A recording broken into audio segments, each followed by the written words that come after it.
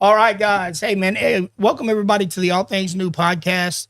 Unfortunately, this week both Scott and Aubrey are out, so you guys unfortunately are stuck with Damein. Amen. Hope everyone's doing great this morning. I'm very happy to have with me today Stephen H. King from the off Highway 61 band. Is it Off 61? Yeah, off 61, baby? Yeah, that's it, man. So the Blues Highway. You've been with us before. How have things been going since then? Oh man, it's a blast. I'm blowing and going. We're always doing something. I didn't realize that you lived that close to me until I was actually doing my research this morning. You're actually not far away at all. Probably 2 or 3 miles as the crow flies. Yeah, man. So that's really amazing. I mean, especially because that's probably 6 or 8 miles if you dodge the potholes. You got, man. But, I'm telling you, did you come down Cynthia? I didn't have to come down Cynthia very far this time. You will go down, boy. If you don't pay attention, it'll take all your front end out. I tell you, man, you need an off-road truck to cross that road. That's a fact. But last time you were with us, man, we talked a lot about, your musical career, man, and kind of your all things new experience. So this time, man, I just kind of wanted to talk to you a little bit about, what's life looking like now? What have you got going on these days? I know you're a tech nerd like me. Yeah. Pardon the expression nerd, but hey, it is what it is, right? That's it. And you say I'm a nerd. I do nerd in my day life, but the reality is, if you look at what I love most in life, I have, things that were designed in the 1950s. My guitar amp was a 1950s design. My guitar was what kind is it? I've got a Dr. Z. I've got several Dr. Z's. I've got several, Bassmans, Fender, or not several. I got one Fender Bassman, a bunch of other amps. I mean, I've got a bunch of them. I'm a professional musician, so, collecting gear is just part of my nature, I guess. Yeah, all your musical pictures that you have made it very hard for me to make this thumbnail. I just want you to know that. Well, I'm an engineer in the day job to support my habit as a guitar player. So, that's kind of the way it works. Usually I have a hard time because I go on people's Facebook to find good pictures and they have none, right? I go on yours. I'm like, oh my Lord, which one am I going to choose? Pages and pages of pictures. Yeah. All the gigs that we've done over the years, we've played Sturgis, South Dakota, probably a dozen times. Wow, Daytona Bike Week. All kinds of motorcycle rallies and car shows, and occasionally a church will invite me in once, kind of like Aubrey and Scott. They brought me in once and they decided they wouldn't come back and sit with me again. That was over with. They left you here, man. You're kind of stuck with me this trip. Well, I'm glad to be stuck with you, brother. I really am. I'm setting up. I just want to be able to see our stream on the phone. Hey, man, take your time. We're doing good there. But yeah, man. Man, that's great though. I mean, I'm the same way, I guess. I think I do everything that I do in my life to build these computer systems that I just love with all of my heart. And I admire what you do. My son he builds computers and does all this stuff, and I love it. Years ago I did, and as I got older, I went, no, not anymore. I mean, if you go see what I'm building now, I mean, if you go on Facebook, you've seen the pictures. I'm building a smoker and a Santa Maria grill on a big trailer. Man, I was talking to somebody about that yesterday, believe it or not. Either yesterday or the day before. It was the day before yesterday. I was talking to him because we were driving, and I saw one of the nice, grills that were made out of like the barrel basically, but in the, encased in the brick and all. Man, I was like, man, I want one of those so bad, man. Well, mine, man, started out life as a propane tank. My smoker did. Oh, the big propane tank? Yeah. I've got a 250-gallon propane tank that I cut the back half of it. Not half, but back half's cut out. Got a big firebox in there. So, it's a vanity build. I wish I could say I needed it for catering competitions, and I don't. I don't need it at all. It's pure vanity. It's just one of those things that I wanted to build a big smoker, and then on front of the trailer, I built me a big Santa Maria grill, so it's a 3-foot by 4-foot grill that I can raise up and down off live fire. Man. When you get this size, you like to eat. You got that right. I'm with you, buddy. I'm a big eater, man, and I'm a carnivore. I want meat. Me too, man. I'm a secondhand vegetarian. So if the cow will eat it, I'll eat the cow. Yeah, man. That's one thing. You see my big old my big old pit out there on the Yeah. thing. I mean, I use it almost every night, man. I cook out there almost every single night. I cook out there. Fire makes everything better. It does. It really does. I walked out there last night, man. I had there was no match light at the store, so I grabbed some of the hardwood ones, Yeah. and it didn't light like match light at No, all. it doesn't. Took me forever to finally get it going a little bit. So I left the lid open so that it would get some air, so that it would go. I came in here, I sat down, talked to my roommate, and man, I said, walked outside to look, man, and I'm telling you what, man, 2 of those pork chops was completely engulfed in flame. I was like, oh man. Oh, I love it. I love it. You gotta love it, man. Yeah, That's great but stuff. the trick for lump charcoal, not the pressed charcoal, is to get you a plumber's torch and light it with a plumber's torch. Yeah. That way you're not sitting there waiting on it to catch up. You're just going, I'm going to burn you, and you're going to start. Yeah, you're gonna have to start at some point. Yeah. So I've got one of the ones, the ones they sell like the dollar store that are like that. Oh, yeah. It's a torch kind though, but it's not. No, you need a plumber's torch, Yeah. like you're trying to sweat on some fittings. Yeah. Exactly. Exactly. Because you're going to say, okay, 30 seconds, you're going to be lit. I promise you. I promise you, you are. That's what I used to light my smokers and my Santa Maria and stuff. Yeah, it's great, man. I mean, the one that you don't even have to hold the button on, you turn it. Light that thing up. Yeah, man. I cheat. I wish I could say I understand how to do it. I don't. Yeah. I'm just, I figure, if 2 was fine, let's use 4. Let's go after it. Let's make sure that we double everything we need. My wife says I build brick outhouses. Yeah. I'm going to overbuild everything. Build brick out houses. That's good. That's good stuff. So as far as ministry and shows and stuff, are you still doing live shows? You're still going to play live music? Yeah. After the zombie apocalypse, we had some challenges.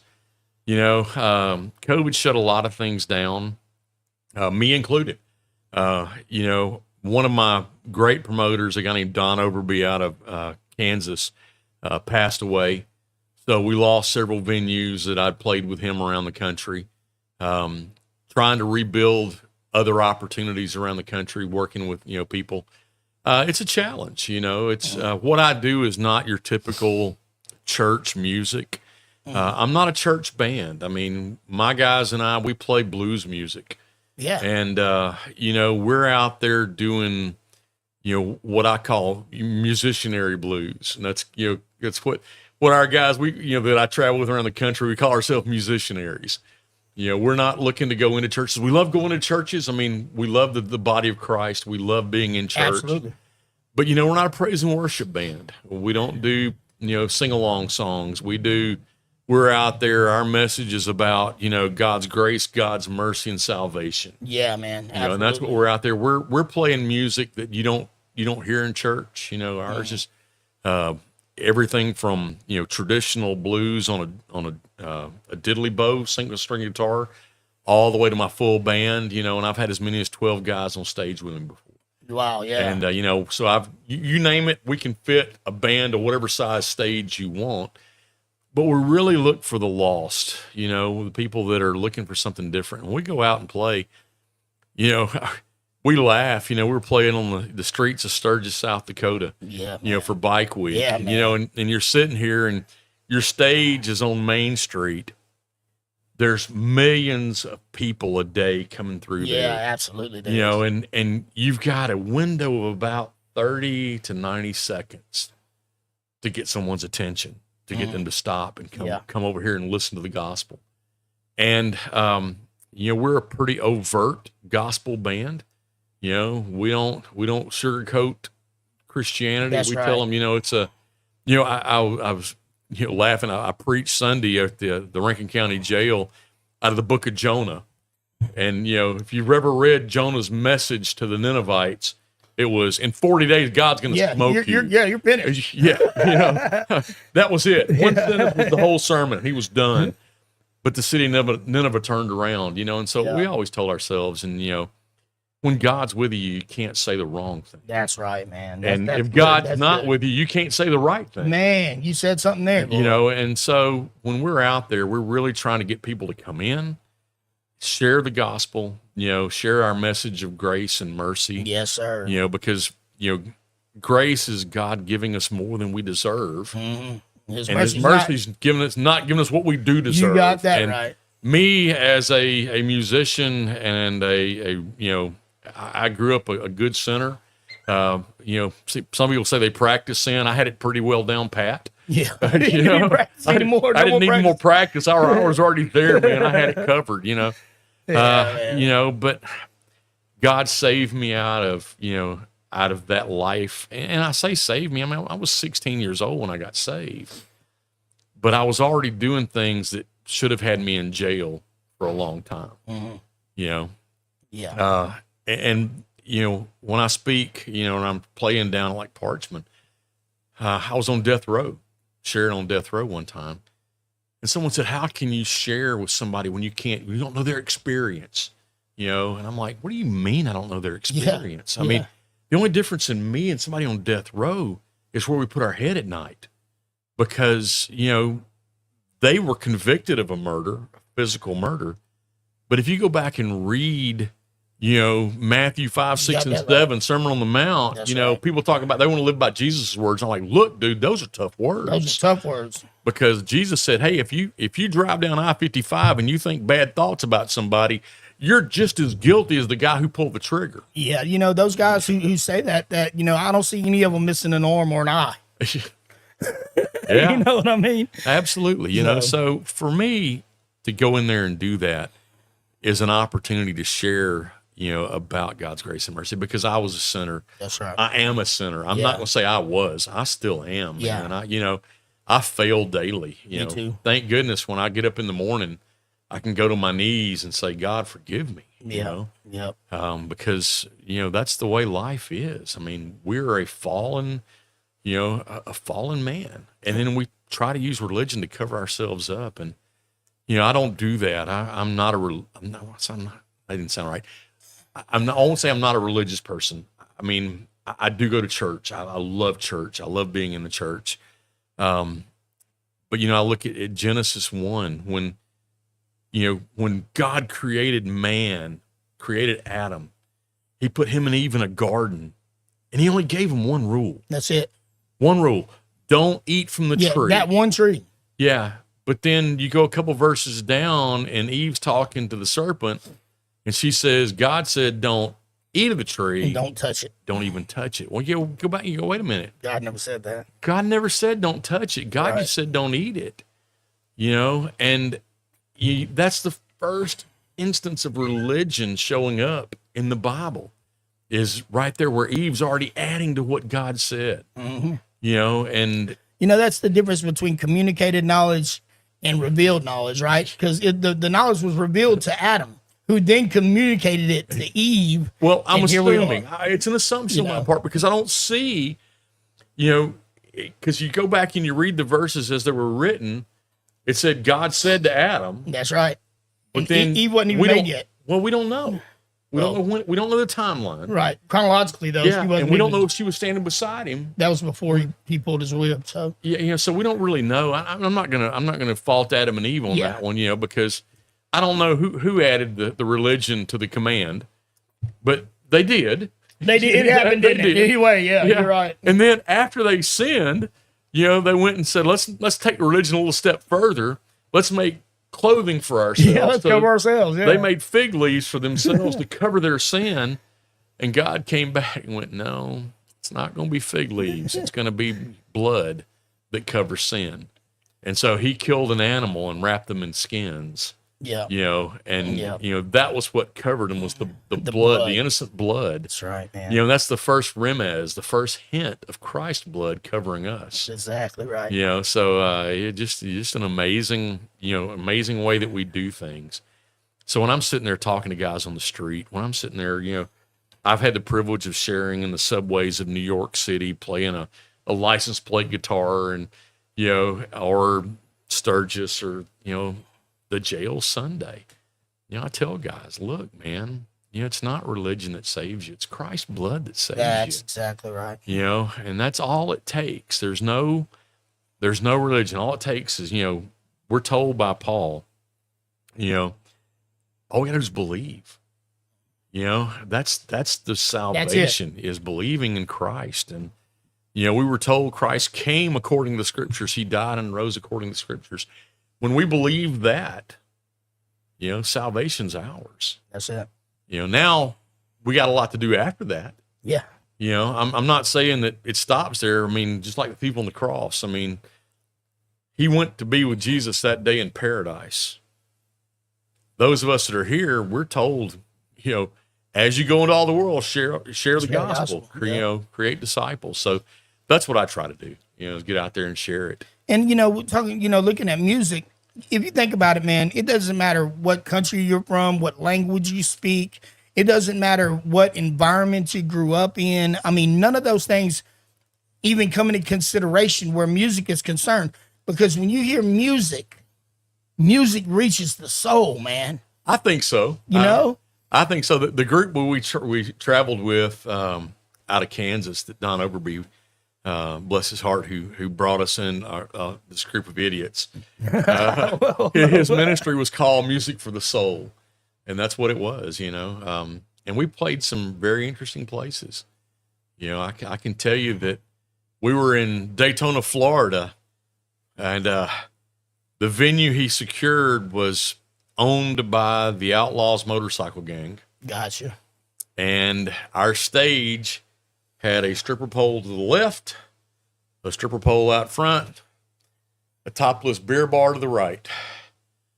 And we're sharing the gospel. You know, but we had the opportunity to share with the Outlaws Motorcycle Club and with the people that came to their bar, you know, to really, you know, talk about what Jesus is doing. And, you know, we didn't hold back. You know, we were there to share, bring them in. Yeah, and, man, absolutely. Sorry about that. No. I forgot it. I didn't even realize it wasn't turned off. I panicked, boy. Did you see me? Panic mode. Freaked out, man. Yeah, nothing like having the phone go off in the middle of church. Yeah, for real. Like they do at FOA. When the staff members will be back there, and all of a sudden you'll hear a TikTok video kick on. You know, oh no. Absolutely. In their defense, though, sometimes you was already watching it before you turned it off, and then, you know, but anyway, that's funny. But, you know, what you just said is amazing to me because we did a show the other day, a couple of days ago at the Hideaway. Mm-hmm. Okay. Yeah. And it was a Rare Breed concert. And this place literally is a bar. Right. Yeah, I've been to Hideaway. Yeah. You know, they rented the Hideaway. So here we are, all these, you know, radical Christians in there. I mean, just having a blast in the name of Jesus in that place. And I thought it was so fitting for me, mm-hmm. but to look around inside of what a place that I used to would have been doing all those other things in, man. And I was in there worshiping Jesus, man, you know. And I mean, I've played in churches that bars allowed to come in, you know, on Sunday morning and use their bar as a church, you know, and I've been there, played that. Yeah. You know, and nothing wrong with that. You know, no, man. I think we need to get out there and reach people where they are. Now, it chafes me to no end to see a church that posts a sign that says all are welcome. Mm. And, you know, and I love the fact all are welcome, but they need a caveat that says all need to leave changed. And that doesn't matter what you're doing. That's right. You know, you can't welcome sin into church. You've got to say, hey, you can come in, but I don't want you to leave the way you got here. That's right, man. You know, that's so right. I think, you know, I don't mind going to those places. I just want to make sure that I'm doing something to help people leave changed. Right. You know, just bringing them Jesus, man. Yeah. You know, Jesus ultimately, man, you know, I can speak from my own experience. You know, I knew the Bible like the back of my hand. I still do. You know, I studied the Bible. I was in prison for years, man. And all I did was study the Bible. I know whole chapters of the Bible by heart. But until I really met Jesus, there was no change. Mm-mm. You know, I could sit there, man, and I could preach at you. I could tell you what the Bible says. I could do all that. But it wasn't until I truly met Jesus that Jesus made those changes in me. Yeah. And I think that's kind of a point that I think a lot of people, I can't think mistake, especially if you look at Facebook. Mm-hmm. You'll see a lot of people, and I don't even hardly post my stuff on Facebook anymore, just because I'm not trying to argue with somebody. Yeah. You know, and they want to be so argumentative about the gospel, and you got people who their whole platform is just going around calling Christians out, you know? Yeah. And to me, I think you would probably agree with me just from listening to what you're saying, that, you know, that as Christians, we need to be showing the love of Jesus and not the condemnation of everything that comes behind that. Now, not to say that condemnation is not a part of it, because if you don't believe in Jesus, guess what? You'll be condemned. But I don't know. It's just the way that it's gone today. I used to love posting on Facebook, man, my little scripture verses and stuff, until I started to realize that every time I would do that, man, I'd have 3 or 4 people in the comments arguing. You know, why is that, do you think? Well, it's back to what we talked about first, religion. It's religion. People adding things. That's what I was saying. You know, it's not about, I mean, we can have differences of opinions. I've got great friends that believe very different things than I believe as far as the minor things of God. Yeah. The minor things of Christ. Yeah. You know, I grew up in a Baptist church. I'm a Baptist preacher. You know, but I have shared at Methodist churches. I've shared at Presbyterian churches. We have different worship styles. And that's just it. It's just a worship style. You know, I don't see a problem with that. I'm not going to, you know, condemn anybody for that. But when it comes to salvation, we're saved by grace through faith, man. You know, and you get beyond that, what does it really matter? That's right. I mean, if you want a high liturgical, you know, service, go to it. Yeah, go ahead. I went to a great church in North Alabama, over in Muscle Shoals area in Florence. It's Calvary Chapel. Excuse me, Calvary. What was it now? Uh-oh. Being an idiot, but I'm with you, man. Hey, me too. It's Calvary something, and I forget what it was now. But a guy named Neil Silverberg was the pastor. You know, you had the worship team on there. You know, you had Joey Holder was the worship leader. Joey's since passed away. Joey's a great friend of mine. Incredible songwriter, incredible musician.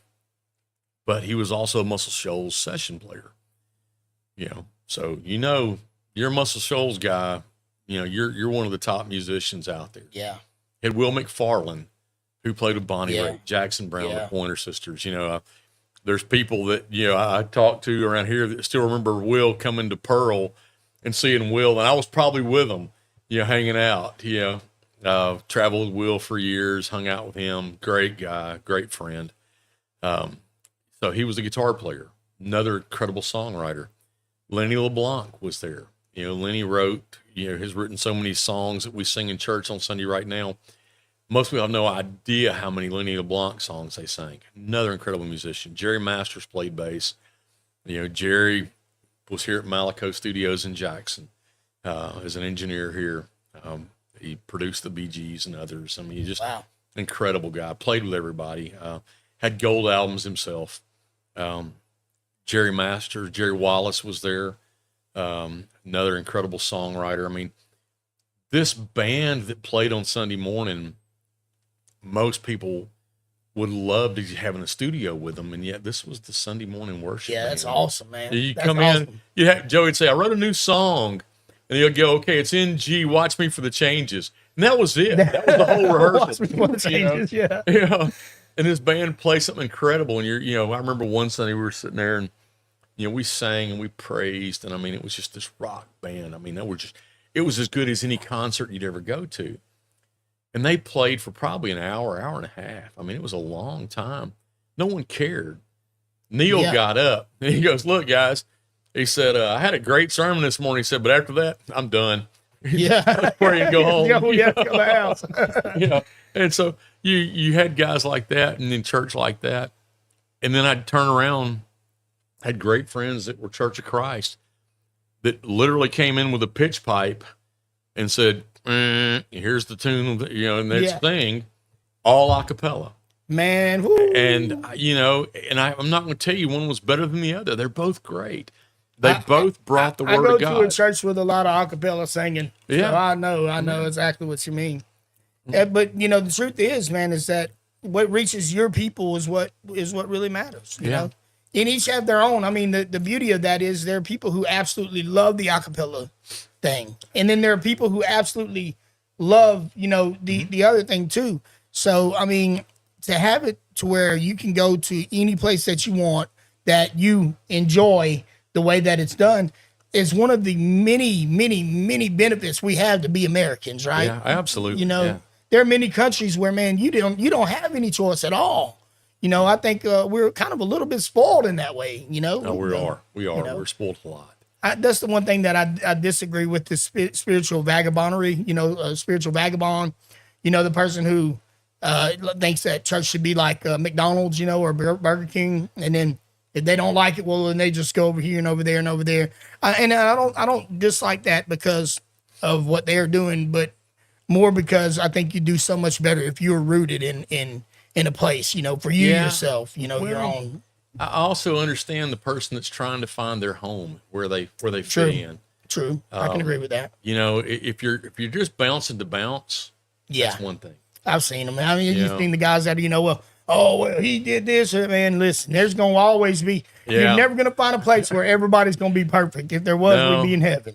Yeah, well, I can tell you, if I'm there, it's a messed up place. You got that. know? Me too, man. Me too. So With your music, let me ask you, so I've got a friend, Jimmy Hunt. In fact, he's watching right now. Hey, Jimmy, how's it going, man? Good to see you, brother. I love you, man. Amazingly, he's actually in there watching right now. uh-oh. But Jimmy does he does gospel rap music Mm-hmm. that is absolutely amazing.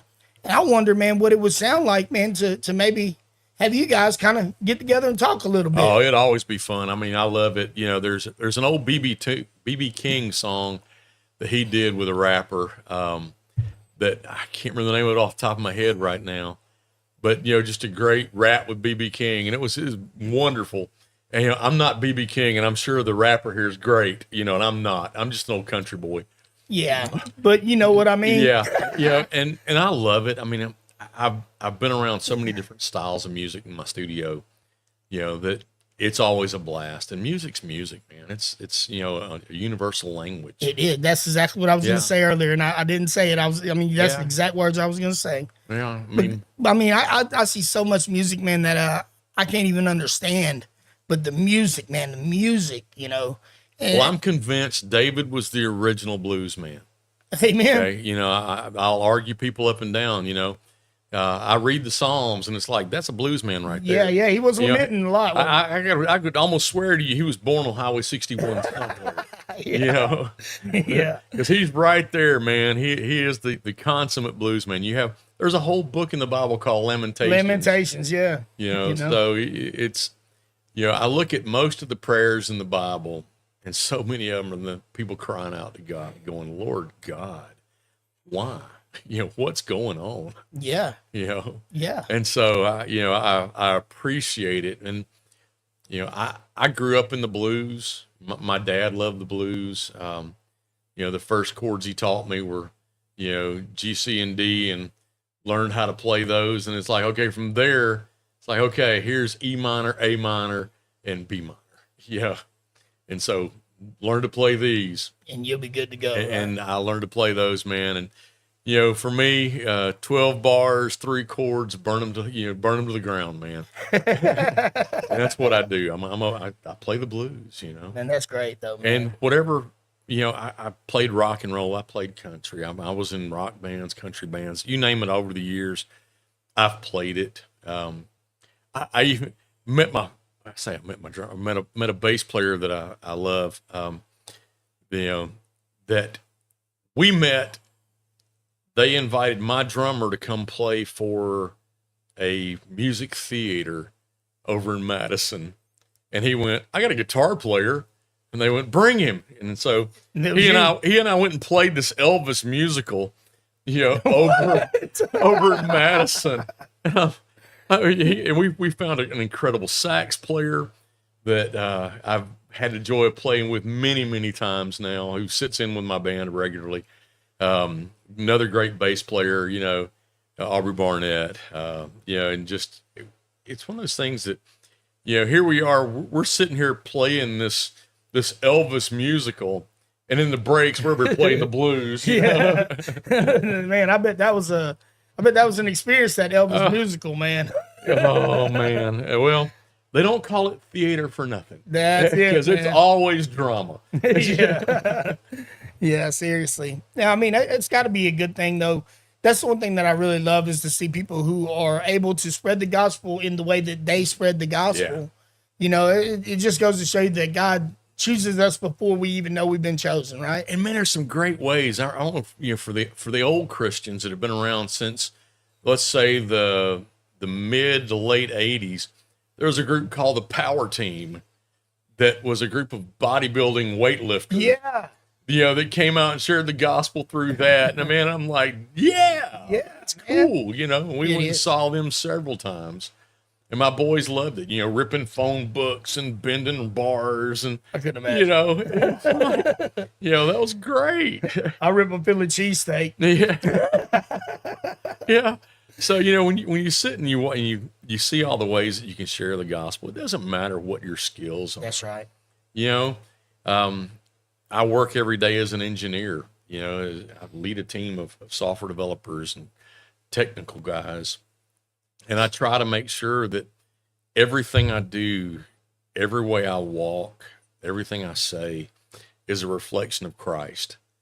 That, I try to make sure there's nothing they can say that I have brought disgrace to the body. That's it. And that's an engineer sharing the gospel daily, day in and day out, by your walk. Yep. To that mom that's out there that has, a hip hanger, that's she's leading every day, that is as much a ministry as me playing at, Dodge City, Kansas for the 100th anniversary of the AMA motorcycle races. It's the same thing, man. I think that's, you say that, and I think some of the most important people are the greeters. Oh, absolutely. I think the greeters, they don't get anywhere near, I don't want to use the word fanfare, but I think you understand what I mean. Absolutely. But when you've got the right person who is the right greeter, man, there's somebody shows up who's broken, who's lost, man, that greeter is the first person that they meet, and he's able to bring him to Jesus. I mean. Well, it's the face of the church. It is. My mom, man, before she passed away, this lady, she taught Clinton Public Schools for 30 years. Then she went to Morrison Heights Baptist Church and did kindergarten for 20 years. 50 years, man, of second, third grade kindergartners. But yet Sunday morning, man, she was there at church as a greeter. And you could see these kids come up and run up and hug her. Yeah. Because they knew Miss Joyce, you know. And then you start realizing that some of the parents had been kids in her class. Wow. And now their kids were kids in her class. And, they knew Miss Joyce, and she had such an impact on their lives. Yeah. As just, and I say just in quotes there, a teacher, but she brought the love of Christ to everybody. Generation after generation. Oh, absolutely, man. And, and every Sunday people knew Miss Joyce was going to be there greeting. And if they didn't have her in school, they still knew her. And, she was the face of Pine Lake Church here in Clinton, to many, many people. She was a living sacrifice unto the Lord. Absolutely, man. That's such a beautiful, beautiful thing. Man. Yeah. And I mean, she has much more impact than I'll ever have. I may have played before thousands of people, but you know something? She touched somebody's life she immediately. Was in there with them every single day. Every day. Years. Yeah. And I will never have the impact my mom has had on the lives of people. Yeah, man, that's amazing. That's great, man. That's a beautiful story, man. She was really incredible. Is. So, upcoming shows, man. Are you doing any shows now, or right now we're working on a new album? So me and the guys are in the studio, which is my studio, and that's a bad thing because it's my studio, which means we're not paying for time, which means we take forever. That's all. Yeah, you got a good point there. You make a very valid point there. It's one of there's no stress, there's no pressure to get something out. So as a result, you get nothing out. Yeah, I'll call you tomorrow. Yeah, yeah. We so we come over, we rehearse. Working on new songs. I've written a bunch of new songs that'll be coming out this fall. That's awesome, man. And so we're working on that. And kind of this year's been a slow year. We've had several changes in venues. Where we've lost people. I say lost. I had some pass away. Some venues just changed. Had some places shut down just because of the economy. But yeah, we're still out there, still hitting it and getting it. I'll tell you this, man. I deal with shows a lot. Mm-hmm. Okay, that's kind of one of my things. I deal with a lot of shows, man, and because I love them. I love doing them, man. I love I love the people coming for Jesus, man. I love it, man. Yeah. I really do. And we have a whole host of different types of music, man, that are there. And I would really like to get y'all into a couple of those if that's something you'd be interested in Absolutely, doing. we're man. always interested. Come out and play, man. Have a good time. We're a talk great about Jesus. opening act. Okay, I never want to be the headliner. I always want to be the opener. I Put you on the flyer. I like being the first band.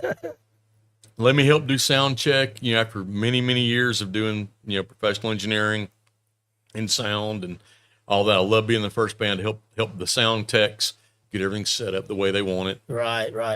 We're easy. I don't bring a lot of drama to the stage. I've done that enough in my life. I've had band members look at me and go, "Hey, you're being a jerk. We're going to quit if you don't stop this." Yeah. So now I'm very laid back. So we come in there and just help get things set up and play our music and tell me, here's where you got to be off. We'll be off, and we're not out there trying to gain notoriety. I don't want to do it, full time anymore. I've done that. I've made a living as a musician. Don't want to do that again. I love doing it for fun. Yeah. I don't ever ask for money for our music. Occasionally somebody will chip in and help us pay for gas. But for the most part, everything we do is free, man. We go out there and share the gospel. Well, I'm gonna put your name in there if that's okay with you, man. And we'll try to get you in some of these shows they do, man. We're a blues band. I love having a rapper with us. Trust me, I love it. It's man, cool. we got everything from super heavy metal Christian bands to and I mean super heavy metal, man. I don't know if you know Palmer, man. Palmer's from oh man, I can't think now. I want to say 7-Day Slumber, but it's not. But I mean, these guys are. I mean, they're kind of like Motley Crue, man. But it's about Jesus, and then there's just so many of them. You got Molly and them who are just ultra. What people would have considered death metal is now talking about Jesus. So for us, I think, drug my wife to see One Bad Pig in the 77. How'd that turn out? Well, she went. She looked at it and went, "I can appreciate it, but I'm not coming back." I'm not gonna. Yeah, she's like, well, I like what they're doing. Okay. Yeah, and for me, I enjoyed it. Had a blast. Great guys. I still listen to the 77s and One Bad Pig. I still enjoy them. Yeah. Yeah, man. But I mean, the thing is, man, there's people who love different types of music all over the body of Christ. Yeah. So there's no one type of music. No. And I mean, I think that's what kind of stands us apart. And when I say us, you got to understand, man, we're a big old group of groups. Yeah. You know what I mean? So, but that's what kind of separates us from, a lot of I go to what we call the mainstream is that we don't hold to that. Well, it's this or it's that. We might have you playing blues, Palmer and them rocking out, and then Jimmy Hunt and Jay Truth up there rapping. You know what I mean? Yeah. In the same show. And that's cool. Show. As long as people come in knowing it, it's cool. Yeah. Now I played. Y'all had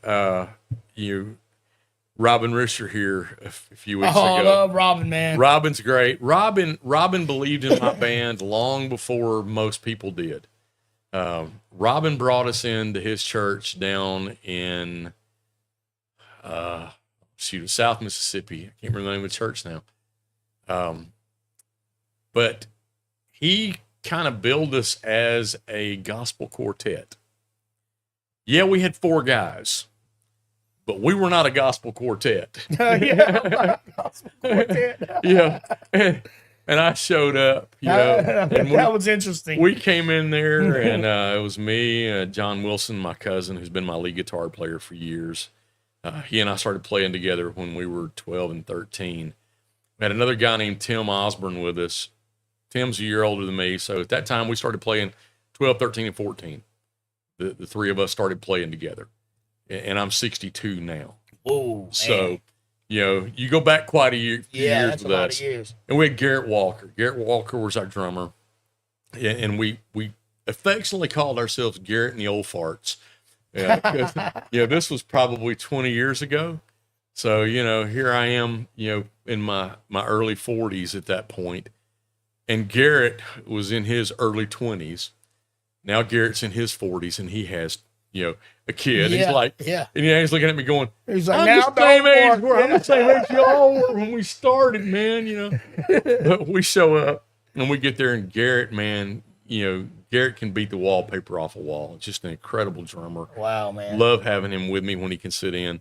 Tim playing bass. I was playing rhythm guitar. John playing lead, and we're sitting there just setting the guitars up. I mean, we weren't even doing sound check. And Steve O'Neill's running sound for us. And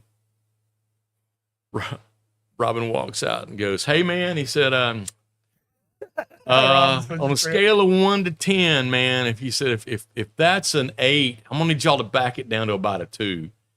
And we're like, What? uh-oh. We're sitting here, we're at like 1. Yeah. Just getting things turned Yeah, on. you It's just, like, oh, warming up. no, it's going to be a long night. And it was a long night. It turned out to be a long night. It was a long night, man. It was one of those gigs I was going to get fired from because they were expecting gospel quartet. We're showing up. Man, we're not a gospel at all. quartet. Even We're close. loud, Gospel quartet. I mean, it was one of those things that I thought, oh, man, they're going to fire Robin. Poor Robin. Man, Robin's a great guy, man. Oh, I love Robin. We had such a good time. I can man. imagine. I can only see him in my mind when that happened. Oh, this is 20 years ago for him, too, I can see. I know he, because he's hilarious. Man. Oh, Robin's yeah, he's a hilarious. blast. We Yeah, had a good time. He's a funny guy, man. Yeah. He's probably for all things new, the most viewed episode All Things New has ever had is Robin Reisler, and it's getting views every single day Yeah. today. Well, I mean, he's a celebrity. He has built his celebrity out there unintentionally. Yeah, Unintentionally, but he is just such a man of God. He's a great man. His son-in-law did a fundraiser for St. Jude at Terry High School and brought my son in as a St. Jude kid. Yeah. And helped raise money for St. Jude doing a weightlifting press-a-thon, or I forget what it was exactly. It's been a long time ago. But now he's Robin's, son-in-law, and so I kind of know Robin through him as well. And he just thinks the world of Robin, and Robin's just such an honest, genuine man. Yeah. He is. Everybody should want to be like Robin. He is so cool. He really is. He really is. So, I mean, you were talking about the album. Do you have any idea when the album will be completed? Not Do you a have clue. Not even a little bit. Are you Not even a little bit. I mean, I've got the tracks programmed up, and I say programmed up. That's the tempo and the key and the basic structure, so that we can go through. We've laid down some rough tracks, and now we're refining things. It's the challenge with any musician is when to walk away. You hear about bands spending years in the studio. Yeah. And you understand that whatever you put out there is going to be judged. And once it's on tape and it's out there, that's it. Yeah, it's over with. Yeah, and so you get one bite at the apple to get it the way you want it. Once it gets finalized, it's finalized. It's finalized. And the hard part is knowing, okay, when did I over polish this? And Right. it's kind of like trying to take a Corvette down to bare metal. Yeah, You'll yeah. never get there. You'll find it. You're going through all the, there is no metal on a Corvette to get to. Right. And so it's like, okay, at some point you got to realize that's the best I can do. I can't play any better. I can't write any better. It's just me, warts and all. Yeah. And so it's a scary proposition to write your own stuff, record it, and know when to walk away.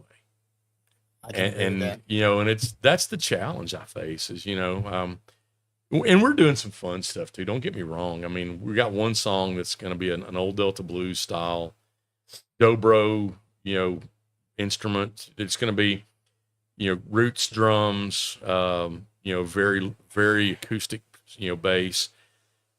But we're going to do it with one mic like they did in the 30s old days. and 40s. Yeah. So we're going to set one mic in the middle of the room, position everything around Like it. a gospel quartet. Like a gospel quartet. Exactly. And so, we're playing around with this idea of, okay, how do we do it? How do we get it set just right? Yeah. Yeah. So there's a lot of that ambient noise from that thing. I mean, I know that's gonna be hard to. well, you get one pass. Yeah. So there's no punching in, recording over something. You got to get it right, one shot. So you got to rehearse it well enough to know we're ready. Right. And lay it down. And if you made a mistake, oh well, you go back and Do it you whole do the whole thing over again, and hope you didn't make a mistake in the same spot again or a different spot. Yeah. So Which seems to happen a lot. The same spot will get you over and over again. well, that and I'm not I'm not the best guitar player. I know that. It's one of those things that I'm not the best singer. You know your limitations, and you go, okay, roll tape, let's go, let's see what's going to happen. Yeah, and you talk about that too, man, because I'm a video editor. I edit videos, and man, I see times whenever I take a video and it'll take me 6 days when I could have been done. I should have been done on day 2, but it's because of that very thing. I keep nitpicking it and nitpicking and nitpicking, and then when it comes out, it's worse than what it would have been if I would have, And I think for me too, man, and you tell me what you think about this. I think there's a lot of people who want to go and speak the gospel, man, who do that same thing to themselves. I did. Yeah. I would go over these scriptures over and over and over again, and then I would go in there and it would fall flat, man, because I had overdone it. Yeah. And that happens so frequently, especially the artist. There's, as an engineer, you got the right answer. Yeah. When I built robots, there was one right answer. You didn't have a lot of options on how you could do things different. As a musician, you think, did I overplay here? Did I not play enough? Mm-hmm. Should I need to lay back here? Do I need to put more here? And it's this artistic painting with music you're trying to do to say, okay, I've got the right color now, and I've got the right bass color to it. When have I added too many little happy trees? Right. Yeah. So you're trying to figure out what is right, and there is no right or wrong. There's not. It's okay. And sometimes you just got to go, that's the best I got, and you got to realize that's the best I've got. It's not going to get any better. Right. I'll never be a Joe Bonamassa or a Stevie Ray Vaughan, or, I'll never be that player.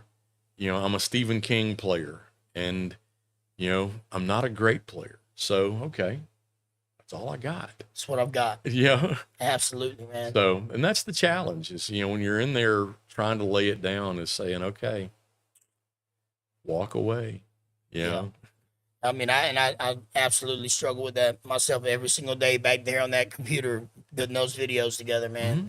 because I just want it to be better, and I want it to be better, and I want it to be better. And it's just like, Lord, what point do we just say, you know what? You said earlier, warts and all, right? Yeah, warts and all. That's it. This is my face. This is all you got to work with. Sometimes it just feels a lot more natural whenever it's done in a way that's not over polished. Yeah.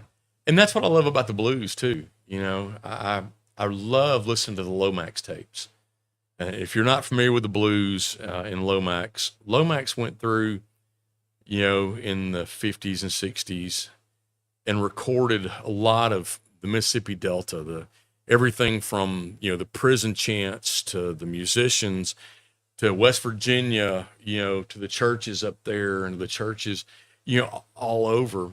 And he took this, and it's in the Library of Congress. You can go to the Library of Congress and look up Lomax and see these Lomax recordings, and you can listen to these guys, warts and all. I mean, he just took a raw recorder, set it on the table in front of him, and said, "Let's go, let's go." And you hear that, and it gives you a freedom to say, "Okay, it's not perfect."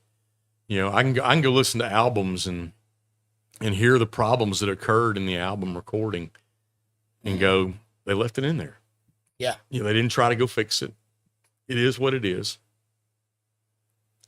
That's what you got. That's what you got. You know, and it was a lot more freeing, I think, in the 8-track tape days, you know, where you look at it now. I'll go into a studio and you'll see a guy's got 25 mics on a drum set. Yeah.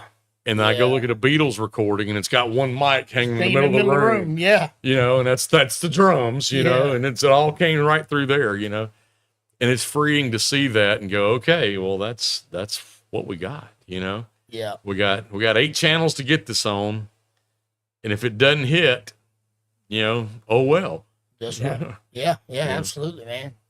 Absolutely, man. I'm hoping that we can get you lined up, man, and get you to come do some of these shows with us, man. I think absolutely. And I apologize to Scott and Aubrey today. They want me to bring a guitar and play today, and I'm like, I can't sing today. My voice is just shot. You know, the joys of Mississippi sinus infections. Yeah, you got that right. You got that. So I'll tell you this, Stephen, man, you got I'm amazed you don't have a little podcast thing set up. You got the perfect voice for podcasting, man. I've got the face for radio, though. Me too. Hey, yeah, me too, brother. You know, it's one of those things that, you know, they don't want me on. They don't want to see what I look like. You know, my wife and I have been talking about podcast. You know, our niche really is parents of sick kids.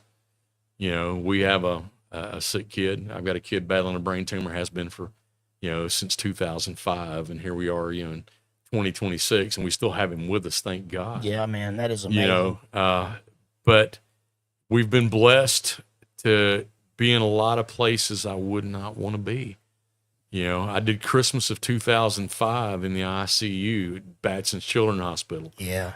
You know, and that is not where you want to spend Christmas. No. Especially with 10-Second Tom. You know, if you ever watched the movie 50 First Dates, that was our boy. You know, he had about 15 to 30 seconds of memory, and that was it. I mean, we literally rewrapped gifts for him to reopen. Wow, man. Because he didn't realize it was Christmas. Right. You know, and, you know, but that same time, man, I'm sitting here, and 2 beds down from my son is a girl that passed away Christmas Day. You know, and her mother is there, you know, and her other kids, this mother's other kids are up in Tupelo with her parents. And she's here by herself, and her daughter just died on Christmas Day, man. You know. And I would never have been there without my son battling a brain tumor, you know. And my son had just literally died a couple days earlier and been brought back to life.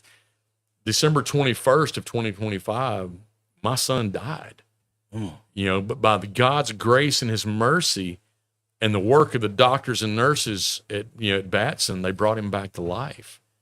And, you know, here we are sitting here, you know, with our son fighting for his life, and her daughter lost her battle. Now she went on to glory, you know, but this mother's hurting. She's sitting here all alone. In extreme pain. Extreme pain, you know, lonely, lost a child, family, you know, 100 miles away. And so I was able to sit and hold her hand and pray with her, you know, while her family drove down to get her. Yeah. You know, that is not where I wanted to be on Christmas, you know, and, but for her. But I was there because of these challenges. That's right. You know, and God has put us in some great spots. I mean, I'm not going to complain about our life. You know, we've had struggles. So has everybody else. Right. You know, I've lost my parents. My wife's lost her parents. I've had great friends that have lost their children. And I tell people, you know, we live every day like it's the last because we've been there. Right. You know, I feel for parents that lose a child suddenly. You know, Aubrey's he's not here today because that's right. A good friend drowned. Yes. You know, swimming accident. You know, and it's one of those things that, you know, that wasn't expected. No. You know, and for the family now, it's a sudden change, a sudden tragedy. And those people I feel for because they weren't prepared mentally for that. Yeah, and it's an absolutely devastating turn of events, right? Absolutely. Yeah. All the plans, everything that you take for granted just disappears. Gone in an instant. That's, Yeah. ooh, And, we're not guaranteed tomorrow. we are not. And, when I talk to people, we talk about the challenges that we face, but everybody faces challenges. I tell parents, look, do not compare your life to our life. Don't ever feel sorry for me, because of the challenges we run through every day, because life happens. There's a verse in the Bible that says it rains on the just and the unjust. And the unjust, that's right. And right now, rain is a bad thing here where we are. Ooh, I'm about tired of it. But if you're a Delta farmer and you've had a drought, rain is a good thing. That's right. So what we consider bad, some people consider great.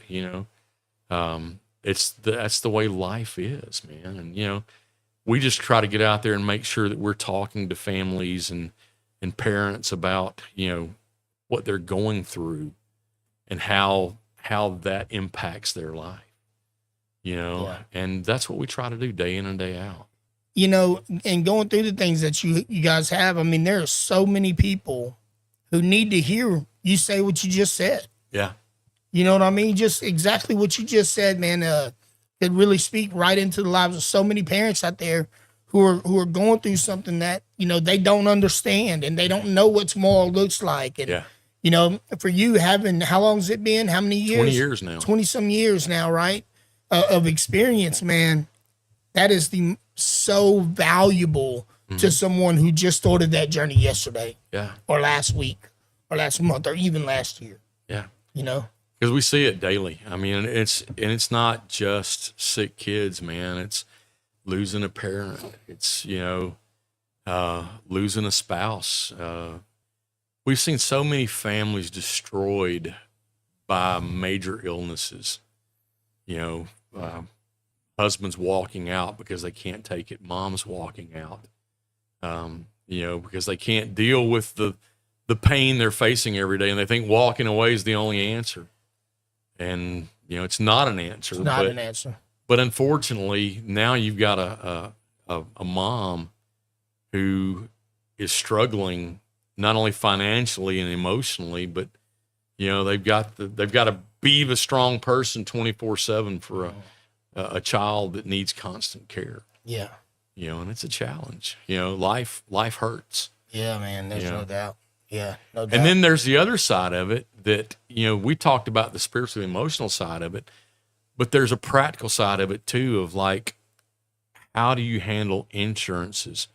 How do you handle dealing with getting a child on SSI? How do you deal with, daily care? How do you deal with, all these things that are, there's what I call you have the philosophical, and the tactical, because not only do you have to deal with philosophical loss, but now you got to deal with the tactical side of that of, okay, I still got to make a living. Mm-hmm. I still have to be the mom. I still have to be the dad. The dad too now. Yeah. I still got to do all these things, to deal with the day in and day out of having a sick child that people don't really talk about a lot. Logistically, how do all these things work out day to day, week to week, month to month, year to year? Yeah. Because you start thinking about long-term planning. I mean, we deal with, okay, what are the long-term plans for our son now? Okay, how do I structure my finances to handle, taking care of a child long-term? What does that look like? He has a younger brother that will eventually be the caretaker. How do we talk? How's that transition look? Yeah. And so there's a lot of things in there that people don't think about that, you have to deal with day in and day out that are challenges. And so what we're trying to figure out, and we've been kicking this around now for a year of, how do we structure this to be not only philosophical, religious help, but what is the practical help? And, how do we address that with families too? Because there's a lot there. There is a lot there. I mean, there's so many moving parts that you don't even realize until you're in the situation. Yeah. I mean, even okay, getting your child into the bathtub for a single mother who's not very strong, and the child is now, a teenager. Yeah. You know what I mean? I was in New Stuff like that. York several years ago, and my wife called and said Wiley fell. He was in the bathtub and got out, fell, couldn't get him up. Had to call 911 to send the fire department out to help get him up. Yeah. And I say that, my son, he has what's called a craniopharyngioma, which is a rare brain tumor that if you went back between your eyes, about even with your ears, a mass grew in there to about the size of a large egg, small lemon. Destroyed his vision. He's legally blind now. One eye we had to totally sacrifice to attack the brain tumor, but his body no longer controls its own temperature. It doesn't control his cessation for food. So he's constantly starving, and he's at about 300 pounds. Oh, and, wow. And at one point he got close to 400 pounds. We're finding some medications to help him lose some weight, but still, dealing with 300 pounds wet, Yeah. even I would have a hard time. Yeah, with that. absolutely. So, having to deal with how these things operate, and what is it like day to day, when he falls, and he does fall, Of course, yeah. So we've had to rebuild the bathroom and, try to make it more safe, for him over the years, and, Right. Things like that you don't think about day in and day out of what life is like. We take for granted. I'll tell you, man, we take for granted standing up, walking back there to the bathroom and just using the bathroom. Like, we take that for granted. We take a lot for granted. A lot. When you're healthy and you have healthy kids, your problems are different. Right.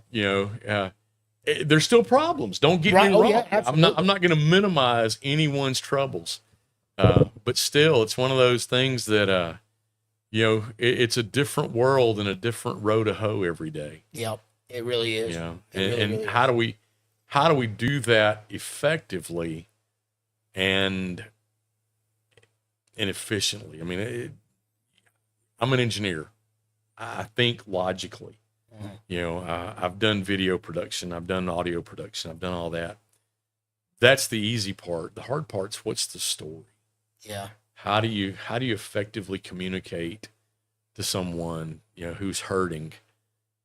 What are we trying to solve? I don't want to just have people feel sorry for us. That's right. And I don't, and the people we've talked to, the goal isn't woe is me. The goal is how do I help you? That's right. The victory through that. Yeah. Right. And so, that's kind of where we're at right now with doing a podcast or a video production is, making sure that we're answering the questions and we're an effective help, not just a place to come cry. Right. Absolutely, man. And I mean, with 20 years experience, man, you've encountered a lot of the situations where answers, questions that, because I mean, for you had to do it. And I tell people this all the time with video stuff when I'm teaching them how to do stuff, and they're like, oh, I'm like, oh man, you don't understand. I'm giving you this, you're getting this right now. I'm giving you this. I've had to spend, months trying to figure this thing out. I'm showing you exactly how to do it. Going through that whenever you encounter it yourself without realizing you're going to encounter it, Yeah. Our way of saying that is the person with an experience is never at the mercy of a person with an opinion. That's right. That's great, man. You can tell me your opinion all day long. Yeah. It's kind of like, hey, till you've been in my moccasins. Yeah. Don't be telling me what you think. Yeah, I'm not worried about it. Yeah. For real, man. Seriously. Well, man, I'll tell you this, man. I'm really glad you came in today, man. Are we hitting the time limit here? I think we hit the time limit. Well, it doesn't matter. Do you have anything else you want to share? Man, We don't really have a time limit per se. yeah, for me, the thing I like sharing with everybody is God's grace and God's mercy. Yes, indeed. I'm thankful God doesn't give me what I deserve. You know, even with all the troubles we've faced in life, you know, I still am owed a lot more than God will ever give me. You got that right. But through all of this, I mean, you know, my son, the blessings we've had through that, you know, we've been blessed to stand in victory circle in a NASCAR race because you know, he drew a paint scheme that a racer chose as their paint scheme for a race that won. Oh my goodness. You know, that's and great. so here we are sitting in NASCAR races and, you know, hanging out with people that are heroes to ours. And, you know, I've been able to share the stage with the heroes in life of me, you know, Will McFarland, Joey Holder, you know, Glenn Kaiser, Mark Mason, Jimmy Bratcher, just some of the heroes of mine that I've been blessed to get to hang with and call friends. And I don't deserve that either, you know? Yeah.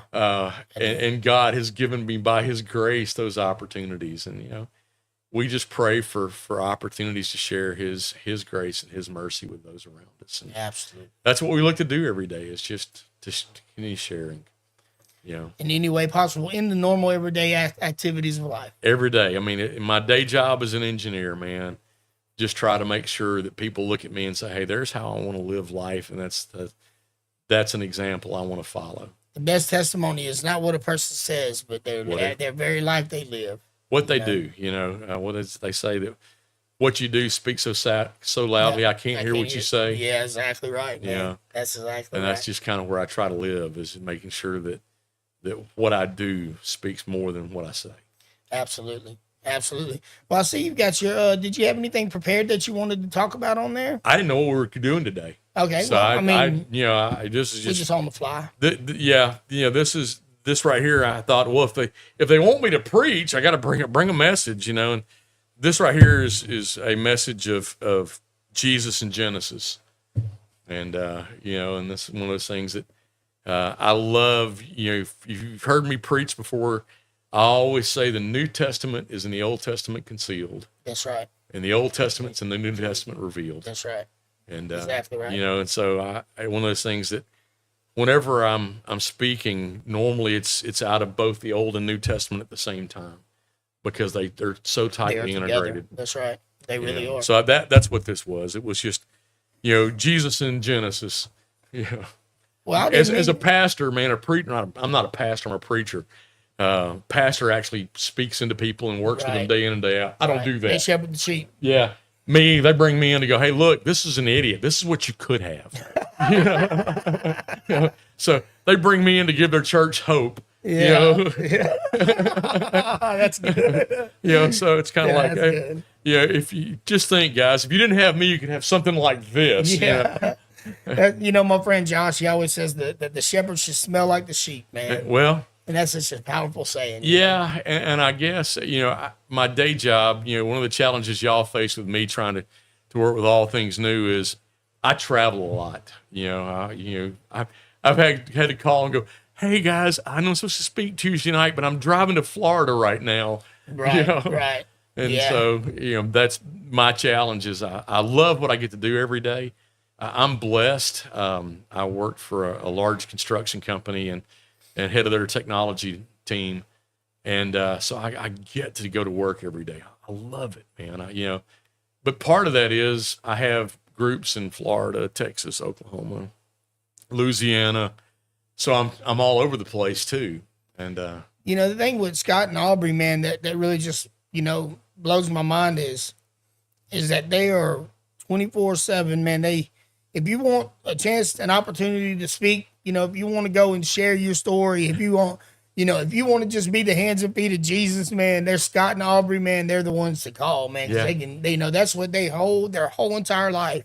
It's just that. And I've told them, if you need somebody on a moment's notice, call me. If I'm in town, I'm there. Right. I love their ministry. I love what they do. But same thing with other churches and stuff. Pastors will call and they'll need somebody to fill in for a weekend, and so I get to go do that. Right. If I'm in town, I love it.